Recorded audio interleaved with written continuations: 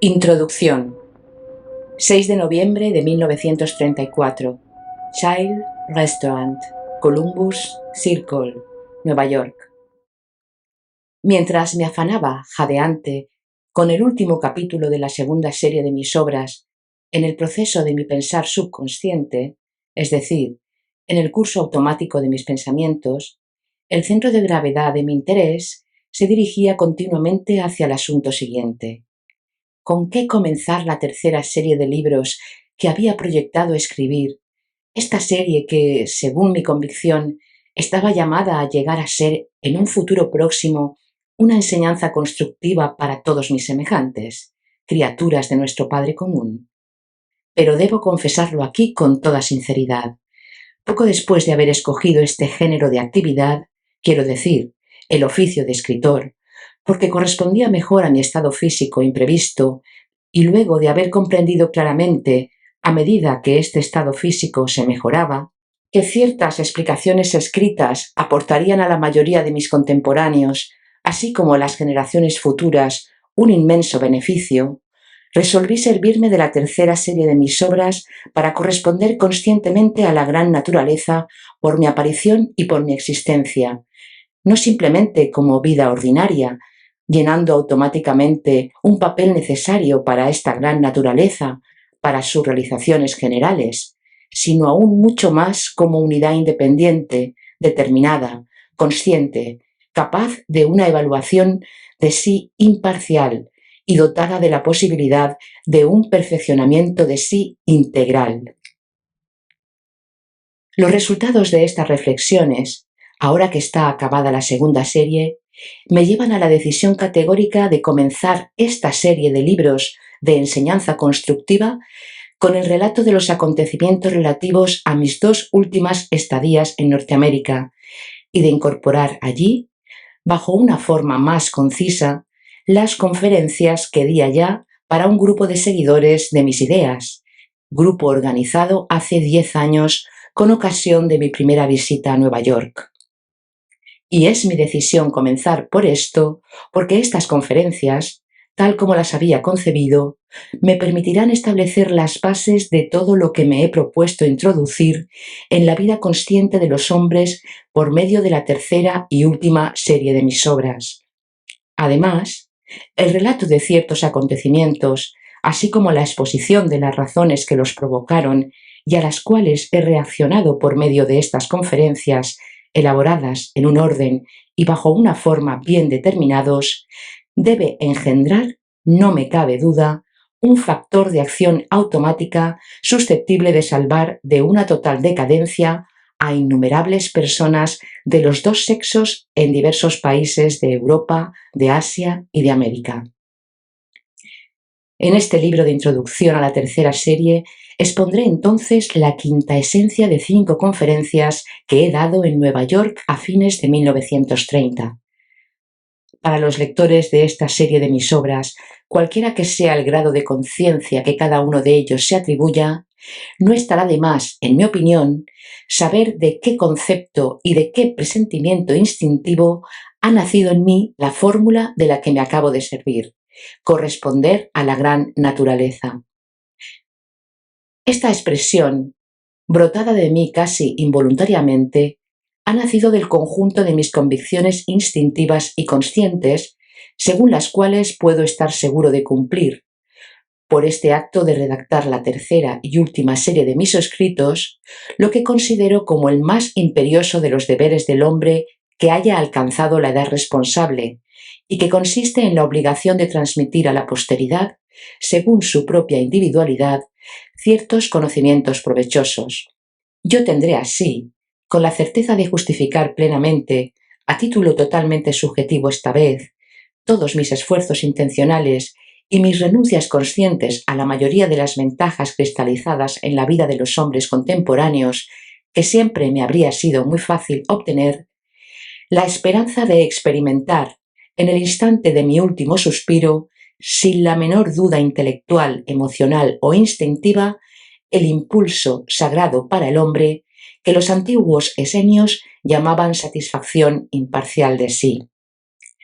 Para permitir una mejor orientación y una confrontación lógica más fácil con lo que va a seguir, y para suscitar en el pensamiento de los lectores del presente libro de esta serie constructiva, hablo, por supuesto, de aquellos entre estos que desde que han tenido conocimiento de mis exposiciones las han tomado como guía y han seguido estrictamente mis consejos, para suscitar en ellos, digo, ese algo que existía sobre la tierra antes de la civilización babilónica y que una rama de la ciencia llamada teomazos denominaba factor vivificador de percepción objetiva. Quiero de inmediato describir dos hechos acontecidos en el proceso de mi vida ordinaria durante el periodo de mi actividad de escritor, esforzándome en aportar a los lectores ciertos datos cuyo conjunto podrá ayudarlos a representarse claramente estos hechos y a comprenderlos en su verdadera perspectiva. El primero de estos hechos se remonta al inicio de mi actividad de escritor y consiste en lo siguiente. A la vez que, como consecuencia del infortunio que me había afligido, liquidé todas las formas anteriormente dadas a mi actividad consciente con miras al bien de los que me rodeaban y me puse a escribir, decidí rehusar sistemáticamente a toda clase de citas y eludir toda conversación con aquellos que, de una manera u otra, habían tomado conocimiento de mis ideas y deseaban naturalmente hablarme con el fin de comprenderlas mejor. Y tomé esta medida desde el comienzo mismo, con el fin de no llegar a soportar en mis asociaciones mentales, o en todo caso hacerlo en un grado menor, el choque de todas las cuestiones abstractas inconscientes que me obligaban estos últimos años a adaptarme a los diferentes niveles de comprensión de las personas que venían a verme. De una manera más general, quería sustraerme a las impresiones ordinarias de la vida contemporánea, que me eran inútiles y arriesgaban perturbar el tempo ya establecido de mi pensar, en esta tarea que me había impuesto voluntariamente. Para dar un ejemplo característico de este aislamiento interior deliberado con referencia a las impresiones exteriores dañinas a mi actividad de escritor, pienso que me bastará decir que durante todo este tiempo no leí jamás ni un solo periódico y ni siquiera he tenido uno entre mis manos, y que fue casi lo mismo con las cartas y los telegramas. Si digo casi, es que, de hecho, en el curso de este periodo leí alrededor de 13 o 14 cartas y contesté a unas 6 o 7 de ellas, entre los centenares que recibía cada día, sobre todo durante el primer año. Puesto que esta alusión a una tal libertad de actitud hacia la correspondencia dirigida a mi nombre acaba de escapárseme como la confesión involuntaria de uno de mis secretos, siento la necesidad irresistible de confesar todavía algo más al respecto. Especialmente porque esto estará en perfecto acuerdo con el principio fundamental que he explicado siempre en la vida ordinaria y que se formula así. Cuando se hace la fiesta, se hace hasta el final, incluidos transporte y embalaje. Véase Relatos de Belcebú a su nieto, libro primero, Despertar del pensar, página 44. Es necesario decir que después de mi accidente de automóvil, cuando cerré las puertas de mi casa a todos aquellos, con la sola excepción de los representantes del gobierno francés, que ya me conocían personalmente, o que habiendo oído hablar de mí tenían simplemente curiosidad de verme, sin duda para ir a husmear por sí mismos qué me parecía y cuáles eran mis ideas, y cuando al año siguiente fui literalmente bombardeado con grandes montones de cartas, encargué a una persona entre mis allegados abrir estas cartas sin dármelas, y si no había en ellas trazas de cierta pieza adjunta, ni ninguna mención a su envío inminente, destruirlas de tal manera que hasta su olor astral desapareciese de mi casa. En cambio, si había uno de esos pequeños papeles, entonces, para retomar mi expresión acostumbrada, según el número de ceros ingleses o a falta de ellos americanos, que los adornara, debía proceder de la siguiente manera. Si la pieza adjunta estaba adornada de un solo cero, se debía entonces romper la carta en pedacitos y el pequeño papel que la acompañaba ser dado a los niños que vivían conmigo para comprar juguetes. ¿De 2 ceros? Entonces la carta, para todos los efectos, debía ser remitida a mi secretaria particular, y el papel al cocinero de servicio del prioré. Y solo me eran remitidas a manos propias las cartas cuyas piezas adjuntas estaban adornadas de un mayor número de ceros. Este arreglo, por cierto, sigue vigente, pero en un futuro cercano, es decir, a partir del momento en que haya acabado este primer libro de la tercera serie de mis obras, me propongo hacer un cambio en esto, en el sentido de que destruirán sin excepción todas las cartas y telegramas, y solo me serán remitidos los pequeños papeles que tengan no menos de 4 ceros. Aquellos de 3 ceros irán a mi secretaria, y los de los 2 ceros a los niños de la casa. En cuanto a los papeles adornados con un solo cero, se guardarán para los niños pobres de Fontainebleau y de Avon. Ahora que he confesado ante todo el mundo mi actitud desenvuelta, no solo con las cartas que me eran dirigidas, sino con los corresponsales mismos, algunos de los cuales eran entonces y son quizás aún considerados en Europa como celebridades, no sería malo decir que si mi conciencia ha autorizado a mi singular naturaleza a dar pruebas de una tal audacia, y aun de expresarlo aquí por escrito, lo que la hace perceptible a toda criatura bípeda, aunque fuera reducida en materia de comprensión a una figura geométrica elemental, cuadrado, círculo o zigzag, etc., es que ya había yo cumplido la mayor parte de la tarea que me había fijado, y esto a pesar de todos los factores de obstrucción, sea que hayan surgido conforme a las leyes o hayan sido engendrados por seres de tipos diversos, que por desgracia llevan también el nombre de hombres. Según una muy antigua leyenda, estos seres que aparecen y existen entre nosotros, hombres ordinarios, son constituidos por la naturaleza de tal manera que, por una parte, las sustancias cósmicas cuya transformación se opera a través de ellos durante su estado vegetativo, que imaginan ser la vida, sirven de elementos catódicos para el mantenimiento sobre la tierra del bien objetivo en la vida de la humanidad entera, y que, por otra parte, los elementos que constituyen su presencia general y cuya transformación se efectúa después de su muerte, sirven a la renovación de los productos requeridos por las necesidades del infierno. En resumen, me esforcé en no cambiar nada en mi comportamiento en cuanto a los encuentros y conversaciones con toda clase de gente, comportamiento que desde el inicio de mi actividad de escritor había tomado poco a poco fuerza de costumbre en mi vida exterior automática, hasta el momento en que, algunos meses antes de mi última estadía en Norteamérica,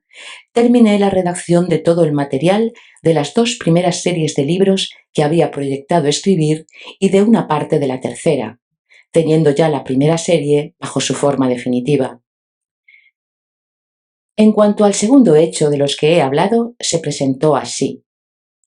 A pesar de la agudeza de mi memoria para todo lo que concernía a mis escritos, agudeza que se había desarrollado durante mi actividad de escritor hasta un grado extraordinario, yo que podía siempre, por ejemplo, como todavía puedo hacer hoy, recordar exactamente dónde y en qué cuaderno de notas, entre los miles que he llenado, he expresado tal pensamiento en relación con cualquier otro pensamiento y dónde debe ser repetido bajo una forma diferente, yo, que podía y aún puedo ahora acordarme en cuál de las decenas de miles de páginas de los cuadernos de notas que he llenado, en qué frase y en qué palabra se encuentran letras que por automatismo he formado de manera incorrecta o bizarra, durante este mismo periodo, cuando por excepción me era necesario reunirme con nuevas personas, ni una sola de estas entrevistas ni una sola de estas conversaciones, que en otro tiempo habrían producido infaliblemente una impresión sobre mí, dejaba la menor traza en mi memoria, y aun al día siguiente, si me era indispensable recordarlo, no podía, a pesar de todo mi deseo y todo el esfuerzo que hacía, recordar lo que fuere respecto a mis encuentros y conversaciones de la víspera. Pero cuando disminuyó la intensidad de mis preocupaciones interiores respecto a mi vida literaria, lo que me permitió a mi naturaleza, constituida por azar de manera tan singular, poder interesarse, sin experimentar sentimientos cercanos al remordimiento de conciencia, En cuestiones extrañas a la tarea que me había impuesto bajo juramento durante este periodo, después de haberme puesto en un estado bien determinado que mi padre me había enseñado e inculcado con firmeza en mi infancia, comencé en ese mismo estado psíquico a dar el toque final a la segunda serie, sin dejar de trabajar, por supuesto, en condiciones parecidas, es decir, casi siempre al azar de mis viajes a través de Francia y diferentes países de Europa, escribiendo exclusivamente en variados lugares públicos, tales como restaurantes, cafés, salas de fiestas y otros templos de la moralidad contemporánea. Al reanudar relaciones con toda clase de personas, yo las observaba con una agudeza particular, debido a la atención a medias relajada que había desarrollado intencionalmente en el curso de mi primera juventud, y que permite no identificarse con las manifestaciones externas de los hombres. Y poco a poco me di cuenta, y luego terminé por convencerme, a medida de mis encuentros, de que en el psiquismo de todos aquellos hombres y mujeres que se habían interesado en mis ideas, sobre todo aquellos que habían empezado ya a practicar sobre sí mismos lo que supuestamente correspondía a mis ideas, algo iba mal, tan manifiestamente mal, que aun un ser ordinario, por supuesto a condición de saber observar, podía darse cuenta. Estas comprobaciones repetidas comenzaron a inquietarme e hicieron surgir poco a poco en mi psiquis una sed imperiosa de comprender cuáles eran las causas de este hecho. Así, cuando encontré de nuevo a estas personas, me puse a observarlas muy particularmente y a sondearlas con preguntas indirectas, a fin de sacarles todo el material que necesitaba para comprender el origen real de este hecho extraño y para mí tan entristecedor. Cada uno de estos encuentros, así como las asociaciones provocadas por el recuerdo de este hecho inexplicable, llevaban mi interés y mi sed de comprensión a tal grado que esto llegó a ser para mí casi una idea fija. Por añadidura, mis pensamientos automáticos al respecto comenzaron a comprometer seriamente mi lucha interior constante contra el rechazo, conforme a las leyes, de mi naturaleza a someterse a mi conciencia, y reducían así la posibilidad de una plena concentración sobre mi trabajo, cuya continuidad reclamaba toda mi atención. Pero cuando a fines de 1930 llegué a Nueva York, y cuando desde el primer día, al tomar contacto con numerosos norteamericanos seguidores de mis ideas, noté en la mayoría de ellos el mismo fenómeno,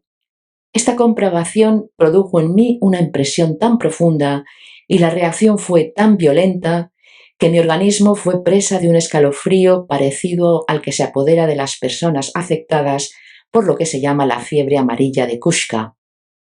Y con el fin de esconder de los demás mi propio estado interior, tuve que recurrir más que nunca a mi viejo hábito de bromear en la conversación para que nadie se diera cuenta. Pasado un largo tiempo, volví a encontrar la calma. Después de haber reflexionado, comprendí que para llevar a cabo los planes que eran el objetivo de este viaje a Norteamérica y que concernían, entre otros, a la cuestión financiera, podría arreglármelas sin este grupo. Decidí entonces hacer todo lo que estuviera en mi poder.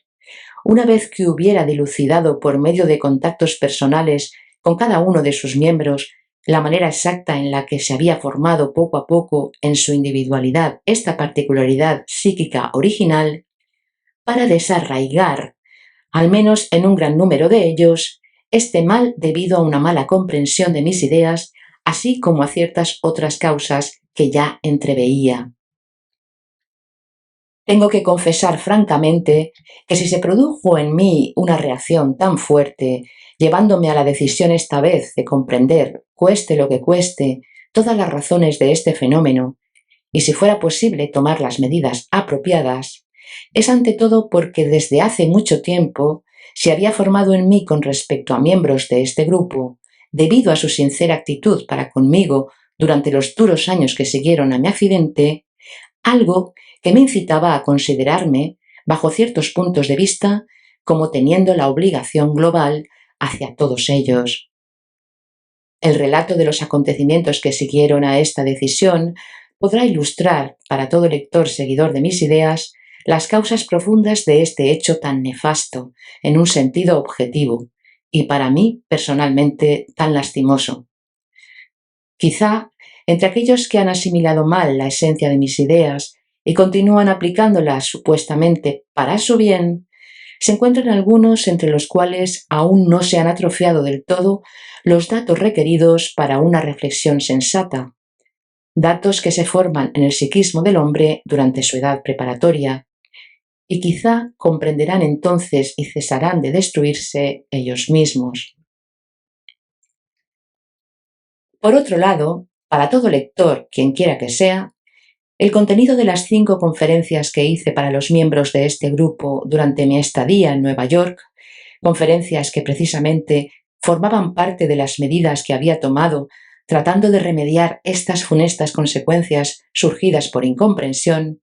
podrá aportar, a mi parecer, la primera vislumbre de verdad. Considero desde entonces muy oportuno, como ya he dicho, contar estos acontecimientos y hacer de ellos el tema central de este primer libro de la serie constructiva de mis obras. Ahora bien, la misma noche de mi llegada a Nueva York, el 13 de noviembre de 1930, por iniciativa de algunos miembros de este grupo, norteamericanos de pura sangre, a juzgar por su aptitud para encontrar los medios para economizar el tiempo, se organizó una reunión general para conocerme y darme personalmente la bienvenida en uno de los estudios del célebre Carnegie Hall, reunión a la cual había sido convidado en el barco al entrar en el puerto de Nueva York por el señor S., que era en esa época el suplente oficial del señor Orage. Este, en virtud de ciertas circunstancias, debidas mayormente a mi desafortunado accidente, había llegado a ser el primer representante de mis ideas en Norteamérica y posteriormente el guía principal de este grupo, quien se encontraba entonces temporalmente en Inglaterra. Casi todos los que habían venido esta noche me eran además conocidos, sea porque los había encontrado en el curso de mi estadía precedente en Norteamérica o porque me habían visitado en Francia, en el castillo del Priorat, que había sido estos últimos años mi lugar permanente de residencia. Llegué a esta reunión general acompañado de varios de mis secretarios traductores que compartían el viaje. Desde los primeros saludos y mientras se entregaban a su famosa manipulación llamada shake hands, volvía a encontrar en sus caras y en sus miradas ese algo que ya había constatado en Alemania, en Inglaterra, en Turquía y en otros países de Europa, entre las personas que habían llegado a ser, de una manera u otra, seguidores de mis ideas. Y fue entonces cuando resurgieron en mí datos ya constituidos con referencia a estos norteamericanos y que me llevaron, al cabo de un momento, a la decisión categórica de tomar por su bien, si aún no había tiempo, ciertas medidas apropiadas. Una vez que estos shake hands y todos estos intercambios habituales de palabras vacías llamadas amabilidades, particularmente de moda entre los norteamericanos, llegaron a su fin, le pedí a mi secretario leer en voz alta el capítulo final de la primera serie de mis obras, recientemente terminado, y que según una costumbre bien establecida, guardaba siempre en un maletín con todo mi trabajo del día. Mi intención era crear de esta manera las condiciones requeridas para observar libremente a los oyentes. En cuanto a mí, sentado aparte en una esquina, observaba atentamente a cada persona, al mismo tiempo que ideaba en el pensamiento un plan de acción relativo al conjunto del grupo, así como a cada uno en particular. Esta primera noche, como se hacía tarde, interrumpí al lector a la mitad del capítulo y, dirigiéndome a todos los asistentes, prometí, en primer lugar, organizar a la brevedad una nueva reunión para terminar la lectura, y luego les propuse que escogieran ellos mismos 3 o 4 de ellos que vendrían a verme 3 días después en compañía del señor S., a fin de que decidiéramos conjuntamente todas las cuestiones relativas a mi estadía en Nueva York. A decir verdad, hice esta invitación con la firme intención de aprovechar una conversación privada con estas personas para sondearlas, indirectamente por supuesto, sobre ciertos detalles no muy claros aún a mis ojos con respecto a sospechas que se habían abierto paso en mí en el curso de la lectura y que esa noche se referían exclusivamente a estos norteamericanos, tristes seguidores de mis ideas. Como tengo la convicción profunda de que esta serie de mis exposiciones constituirá lo que he llamado una enseñanza constructiva, es decir, un medio de depositar, aunque sea automáticamente en el pensar de mis semejantes, criaturas de nuestro Padre común, algunos datos que, según yo, son el atributo del hombre real, en lugar de todos los que se forman de ordinario en la presencia general de los hombres y sobre todo de nuestros contemporáneos, haciendo de ellos seres desprovistos de voluntad que se manifiestan literalmente como animales solo por los reflejos funcionales de su organismo, quiero desde el inicio de esta serie hablar también de ciertos hechos exteriores cuya narración quizás parecerá a primera vista al lector ingenuo como una simple sucesión de palabras desprovistas de sentido, mientras que para un hombre que tenga el hábito de reflexionar y de buscar el significado de los relatos alegóricos, si lleva a cabo el menor esfuerzo para no ser el juguete de sus pensamientos automáticos y si recurre a una atención un poco más intensa, estos mismos hechos se revelarán ricos de sentido y él captará y comprenderá verdaderamente muchas cosas. Para apreciar el sentido profundo contenido en el relato de hechos exteriores, insignificantes en apariencia, tomaré como material de demostración las palabras que dirigí a los norteamericanos al final de la velada, en el momento de abandonar el estudio donde había realizado esta reunión para darme la bienvenida. A punto de salir, me detuve en el umbral, di media vuelta y dirigiéndome a ellos en tono mitad en broma, mitad en serio, como me es propio en ciertas ocasiones, les hablé en estos términos. Poderosos señores, poderosos, pero solo a medias, más un cuarto. Y ustedes, oh, cuán todopoderosas damas de este continente donde se cosecha el dólar. He sido verdaderamente muy feliz de encontrarlos, a pesar de que durante todo el tiempo en que he estado sentado entre ustedes esta noche, en la bienaventurada esfera de sus irradiaciones de latas de conserva, he almacenado mucha energía, y quizás aún más de la que hace falta para alcanzar la meta que me he fijado al venir aquí. Sin embargo, para mi infortunio o para el vuestro, no lo sé, se ha despertado en mí este impulso que me es muy familiar, pero que no se había manifestado jamás durante todo el tiempo de mi actividad de escritor. Quiero hablar de este impulso de conmiseración por ciertos adultos cuyos vanidosos padres o tutores, aprovechándose de la ausencia de juicio durante la edad preparatoria de estos futuros desechos, los han persuadido, al asegurarles, por supuesto, un apoyo financiero calculado según los mejores métodos de contabilidad a la italiana, de llegar a ser, desde su edad responsable, médicos psiquiatras, conmiseración que se extiende, por otra parte, en este estado, a todos los desafortunados que vegetan en el fondo de esos asilos de alienados organizados en escala norteamericana. A decir verdad, no estoy aún convencido yo mismo de la causa exacta del despertar de este impulso indeseable. Todo lo que sé por el momento es que su acción ha comenzado, poco a poco, a hacerse sentir en el curso de esta lectura del último capítulo de la primera serie de mis obras, mientras que, sentado en una esquina, observaba por aburrimiento la expresión de sus caras, cuando me pareció ver sobre la frente de cada uno de ustedes, a veces de uno, a veces de otro, destacar claramente la inscripción «Candidato para el manicomio».